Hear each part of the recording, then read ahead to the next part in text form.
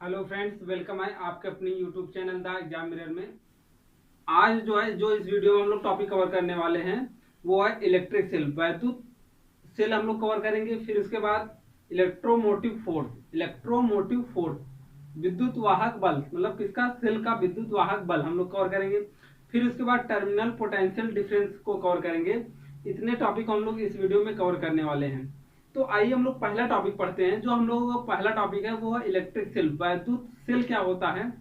तो देखिए, बचपन में हम लोगों ने देखा है जो टॉर्च में हमारे यहाँ सेल लगती थी, जो टॉर्च में आती थी, जैसे निप्पो की या और सेलों की बैटरी वगैरह सेल वगैरह आते थे, तो उनको हम लोगों ने तोड़ कर देखा है। तो तोड़ कर देखने पर हमको ब्लैक सा, जैसा एकदम बिल्कुल काला काला दिखाई देता है। वो काला पार्ट एक्चुअल में है क्या? और उसके बीच में एक रॉड दिखाई देती थी, उसके ऊपर एक पीतल की या कह लो आयरन की टोपी लगी होती थी। कुछ ऐसा स्ट्रक्चर बना हुआ होता था, उसके बाहर जस्ते का, हाँ, कवर लगा होता था, उसके ऊपर कागज की। तो बहुत सारे हम लोगों ने ऐसे स्ट्रक्चर देखे थे। तो उस समय तो हमको नहीं समझ में आया था, लेकिन आज हम लोग समझेंगे कि वो वर्क कैसे करता है। ओके, और सेल क्या होता है, साथ में एक टॉपिक इसी पर और कवर होता है, बैटरी क्या है। जब वो छोटा सा पार्ट अगर हमारा वो सेल था, तो बैटरी किसे कहते हैं। तो ये सारे बहुत सारे पॉइंट हम लोगों को कवर करने हैं। तो देखिए, सेल क्या है। वो जो काला काला पदार्थ होता था सेल में हमारे, वह एक्चुअल में क्या है, केमिकल्स है। वो क्या है, रसायन है। अब लेकिन रसायन है, लेकिन हमको तो उससे क्या मिलती थी, विद्युत ऊर्जा मिलती थी। हम लाइट को जला सकते थे, किसी मोटर को चला सकते थे ना, इस प्रकार की ऊर्जा हमको मिलती थी। तो वो केमिकल क्या करता था, वो केमिकल क्या करता था कि उसमें केमिकल में क्या होते थे, रासायनिक ऊर्जा होती थी। हर एक पदार्थ में अपनी कुछ न कुछ ऊर्जा होती है। वह ऊर्जा हम लोग आइंस्टाइन के द्वारा हम लोग जानते हैं कितना होता है, E=mc²। कितना होता है, कितना होता है, E=mc²। ये होता है अगर यम मास की कोई वस्तु है और प्रकाश के वेग से मल्टीप्लाई कर दिया जाए तो उस पदार्थ में उतनी ऊर्जा निहित होती है। इसका मतलब ये है कि वह कार्बन पदार्थ जो है उसमें केमिकल एनर्जी कितनी होगी, इसके अकॉर्डिंग इतना होगा। तो वो जो कार्बनिक पदार्थ होता था, जो रसायन होता था, वही ऊर्जा, वो ऊर्जा क्या करता था, विद्युत ऊर्जा में कन्वर्ट होता था। कन्वर्ट करता कौन था, वह एक डिवाइस था। उसी डिवाइस को हम लोग क्या बोलते हैं, सेल बोलते हैं एक्चुअल में। उसी डिवाइस को एक्चुअल में हम क्या बोलते हैं, सेल बोलते हैं। तो हम लोग कह सकते हैं कि सेल एक युक्ति है। सेल एक क्या है, युक्ति है, या विद्युत सेल एक ऐसी युक्ति है जो क्या करती है, रासायनिक ऊर्जा को, किसको, जो रासायनिक ऊर्जा को विद्युत ऊर्जा में बदलने का कार्य करती है। सिंपल सी बात है। देखिए, हम लोगों ने जाना कि सेल है, सेल में काला काला पदार्थ होता था। वह काला पदार्थ रसायन है। रसायन में ऊर्जा होती है, रासायनिक पदार्थ में क्या होती है, ऊर्जा होती है। वह ऊर्जा हमको विद्युत के रूप में मिलती थी।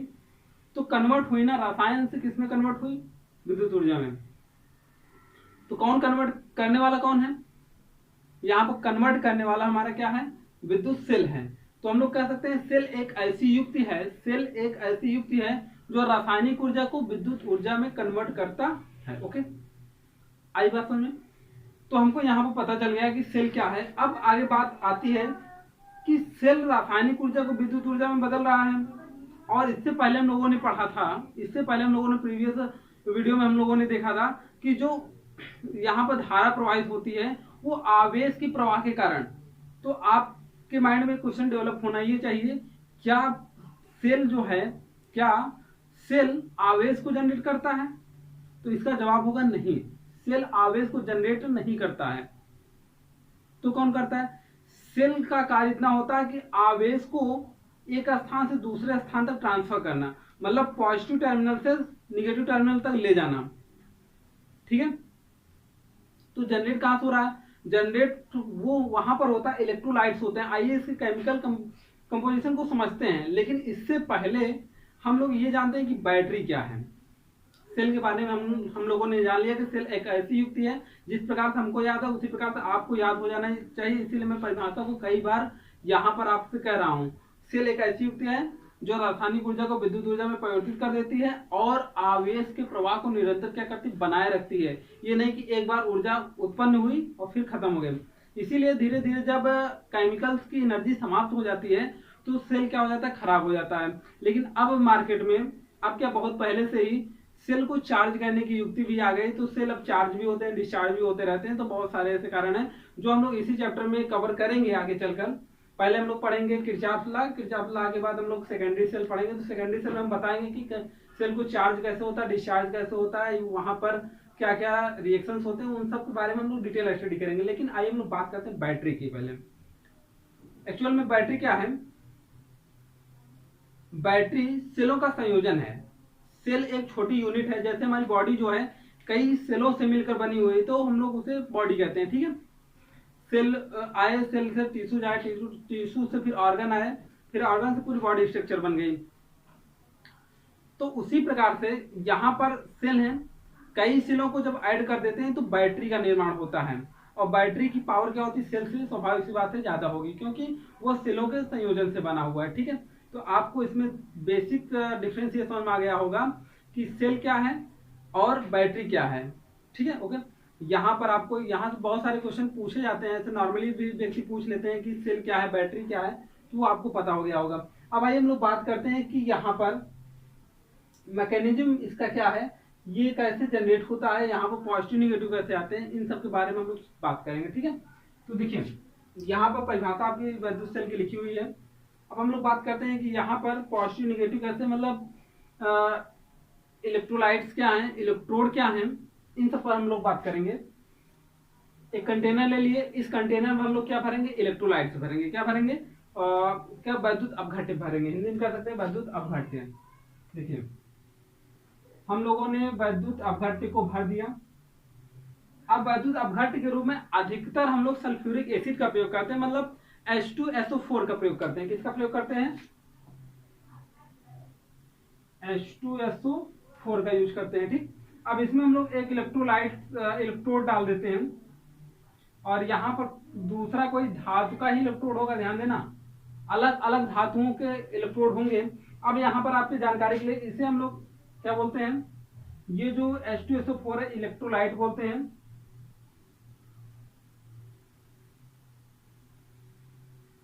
क्या बोलेंगे, इलेक्ट्रोलाइट बोलेंगे, विद्युत अपघट्य हिंदी बोलेंगे। और ये जो दोनों होते हैं इनको हम लोग बोलते हैं इलेक्ट्रोड। क्या बोलते हैं,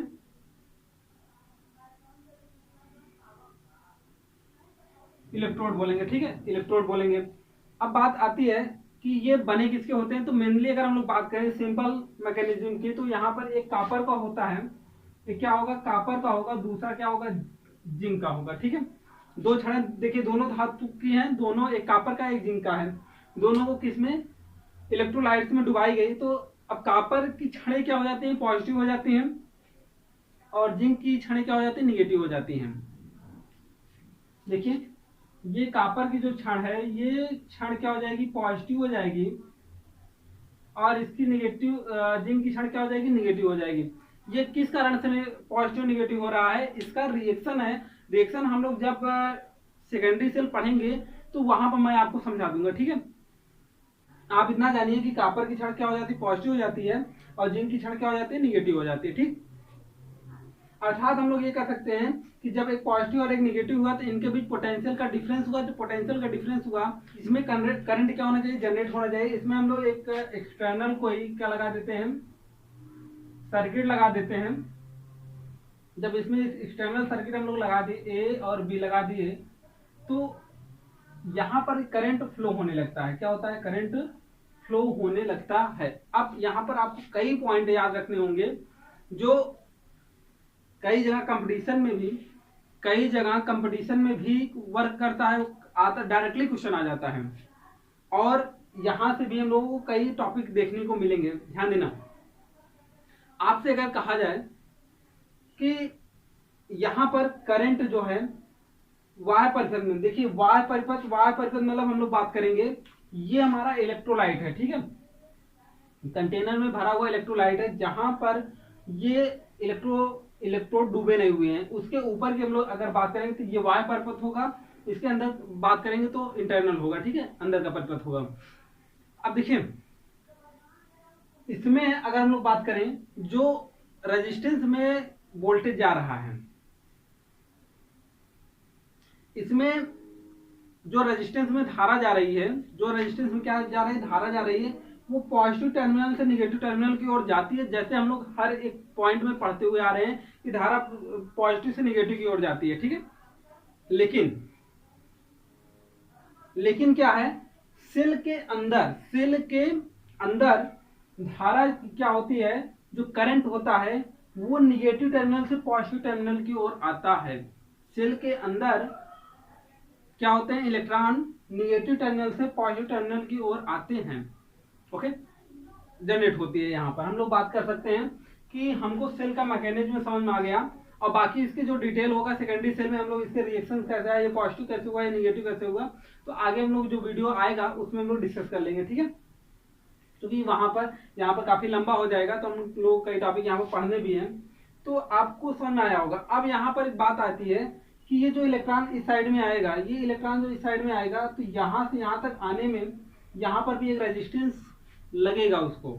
क्यों, जितना ज्यादा विस्कस मतलब गाढ़ा इलेक्ट्रोलाइट होगा, उतना ज्यादा इलेक्ट्रॉन को मूव करने में दिक्कत होगी, उतना ज्यादा प्रतिरोध होगा। तो ये कह सकते हैं कि सेल के अंदर, किसके अंदर, सेल के अंदर इलेक्ट्रॉन को फ्लो कराने में, या सेल के अंदर एक प्रकार का प्रतिरोध कार्य करता है, जिसे हम लोग सेल का आंतरिक प्रतिरोध कहते हैं। इसे आर से प्रदर्शित करते हैं। इसे किससे प्रदर्शित करते हैं, आर से। अब देखिए यहाँ पर अगर हम लोग पॉजिटिव टर्मिनल को ये बनाए, जो कॉपर की है ये पॉजिटिव टर्मिनल हुआ, और ये जो है निगेटिव टर्मिनल हुआ, ये क्या हुआ, निगेटिव टर्मिनल हो गया। तो हम लोग बात करेंगे कि यहाँ पर क्या है, तो यहाँ पर ये ऐसा है। यहाँ पर देखिए ये इंटरनल रेजिस्टेंस है, इसके ऊपर यहाँ पर क्या जुड़ा हुआ है, हमारा एक्सटर्नल रेजिस्टेंस, बाहरी प्रतिरोध जुड़ा हुआ है आर। अगर ऐसा है तो, लेकिन ऐसा दिखाया नहीं जाता, ध्यान देना, ऐसा दिखाया नहीं जाता है। जब दिखाया जाता है तो कैसे दिखाया जाता है, ऐसे होता है, यहाँ पर पॉजिटिव होता है और यहाँ पर निगेटिव होता है, यहाँ पर रेजिस्टेंस को दिखाया जाता है, ये आर, ये स्मॉल आर, ओके, ये पॉजिटिव निगेटिव। तो लेकिन एक्चुअल में तो देखिए बात सही है, यहाँ पर रेजिस्टेंस है, इनके बीच इंटरनल रेजिस्टेंस लग रहा है, ये पॉजिटिव है और ये क्या है, निगेटिव है।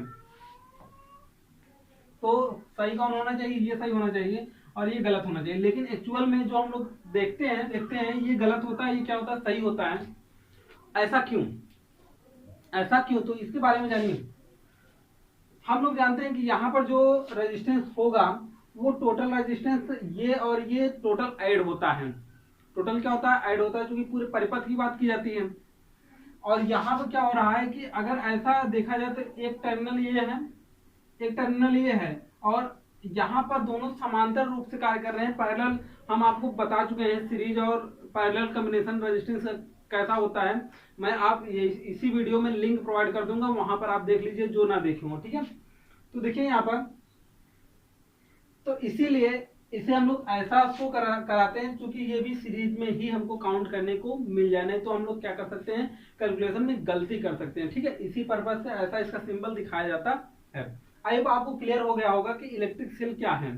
तो हम लोग थोड़ा सा ऐसे रिवीजन कर लेते हैं। इलेक्ट्रिक सेल क्या है कि एक ऐसी युक्ति है जो रासायनिक ऊर्जा को विद्युत ऊर्जा में बदलने का कार्य करती है और आवेश के प्रवाह को क्या करती है, निरंतर बनाए रखती है। और इसमें क्या होते हैं, इलेक्ट्रोलाइट्स होते हैं। इलेक्ट्रोलाइट्स मेनली हम लोग किसका यूज करते हैं, सल्फ्यूरिक एसिड यूज करते हैं, H2SO4 यूज करते हैं। इसमें इलेक्ट्रोड्स होते हैं। इलेक्ट्रोड्स धातु के ही क्षण होते हैं, लेकिन अलग अलग धातु के होने चाहिए, नहीं तो दोनों पॉजिटिव हो जाएगा तो, या दोनों निगेटिव हो जाएगा तो पोटेंशियल डिफरेंस जनरेट नहीं हो पाएगा। जब पोटेंशियल डिफरेंस जनरेट नहीं हो पाएगा तो क्या होगा कि यहाँ पर परिपथ चल नहीं पाएगा, ठीक है। तो इसीलिए हम लोग कॉपर की और जिंक की छड़े लिए हैं, और वहां पर देखें ये इलेक्ट्रोड्स हैं, फिर वहां पर देखें कि ऐसा ऐसा सिंबल बन रहा है और ये हमारा सिंबल सही होता है, ओके।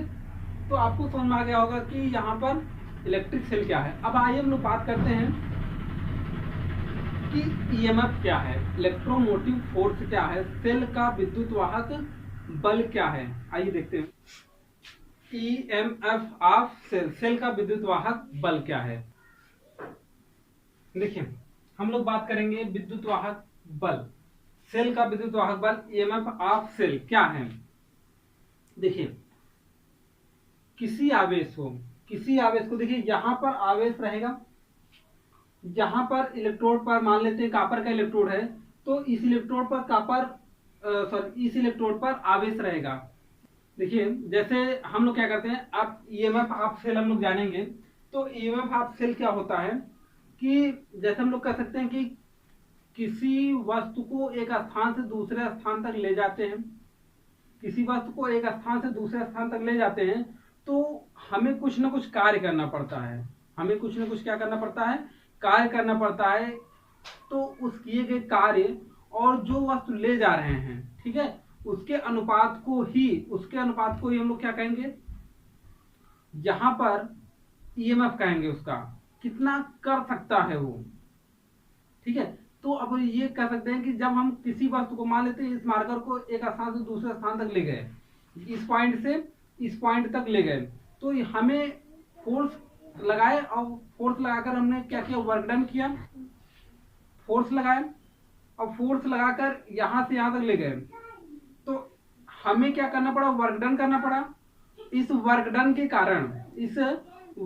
के कारण हमें अपनी ऊर्जा का क्या करना पड़ा, लॉस करना पड़ा, हमें अपनी ऊर्जा का क्या करना पड़ा, लॉस करना पड़ा। तो यही टर्म हम लोग यहां पर यूज करेंगे कि देखिए जब आवेश, बैटरी ने ऊर्जा दी, इसको आवेश यहां पर आ गए थे, ठीक है, बैटरी ने इसको ऊर्जा दिया, तो इस ऊर्जा के कारण यहां पर आया, ठीक है, यह ऊर्जा कौन लेकर आया, इलेक्ट्रॉन लेकर आया, मतलब आवेश लेकर आया, यहां पर इसका कंपनसन हुआ, मतलब ये जला, फिर आगे आया यहां पर।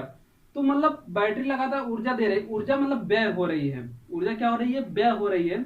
हम लोग ये कह सकते हैं एकांक आवेश को पूरे परिपथ में प्रवाहित कराने पर, एक वर्ड यूज कर रहे हैं, सेल सहित, किससे, सेल सहित व्यय हुई ऊर्जा, किसकी, बैटरी की या सेल की, सेल सहित सेल की व्यय हुई ऊर्जा उस सेल का विद्युत वाहक बल कहलाती है। आइए हम लोग बात करते हैं, यहाँ पर परिभाषा जैसे बोले हैं वही लिखना है आपको, क्या कि एकांक आवेश को, एकांक एज इट इज ऐसे लिखना है कॉपी में आपको, कैसे कि एकांक आवेश को पूरे परिपथ में प्रवाहित कराने पर सेल सहित व्यय हुई ऊर्जा को सेल का विद्युत वाहक बल कहते हैं। ओके, ये परिभाषा आप लोग लिख लेंगे। अब यहां पर देखिए मान लेते हैं, माना क्यू कूलाम, ठीक है, क्यू कूलाम आवेश सेल सहित बात क्यों हो रही है, देखिए जब चार्ज यहाँ आएगा ऐसे जाएगा और यहाँ पर सेल सहित, फिर ये यहाँ पर आएगा, तब पूरा एक टर्म कंप्लीट होगा, ठीक है, तब पूरा क्या होगा, एक टर्म कंप्लीट होगा। तो हम लोग ये कह सकते हैं कि इसीलिए कह रहे हैं सेल सहित प्रवाहित कराने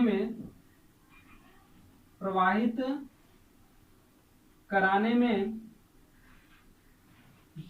सेल का व्यय हुई ऊर्जा क्या है, W है। तो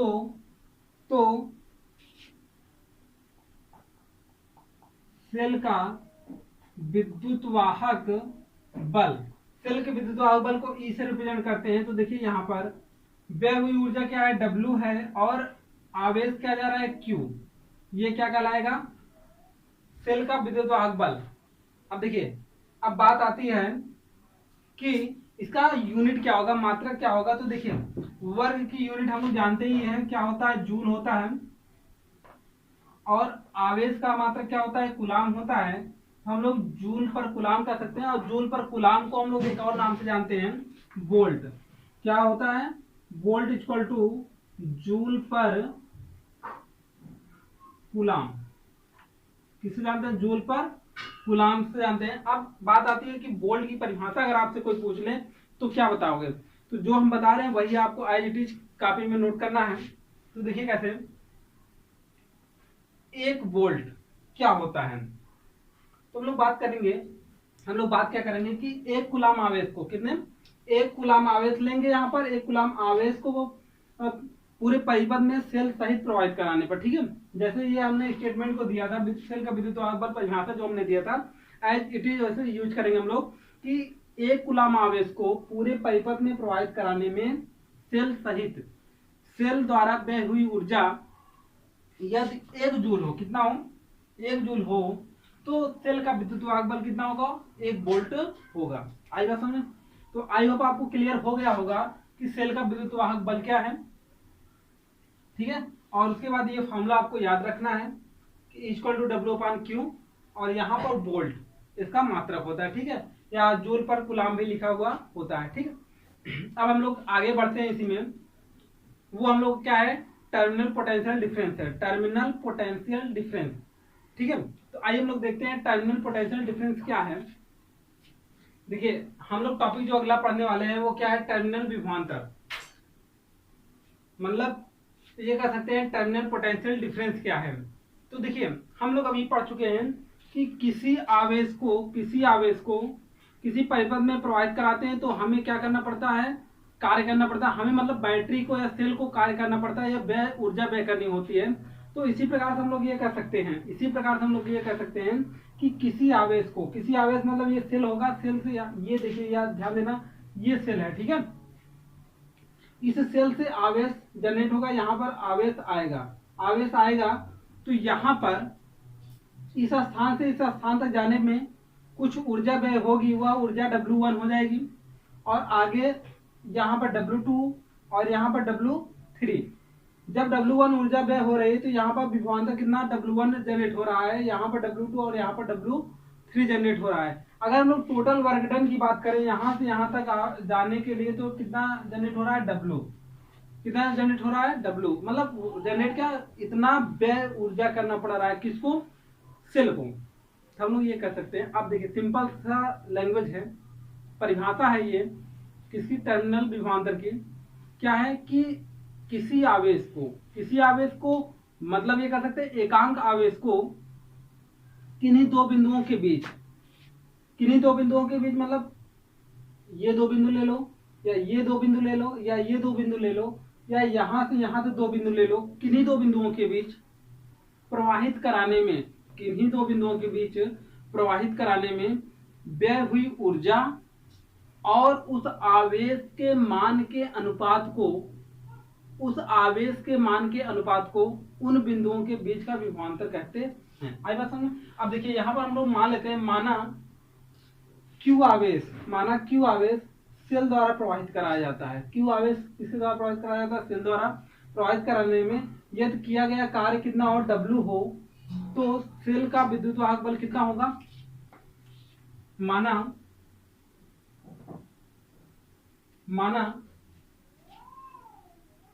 Q कूलाम आवेश प्रवाहित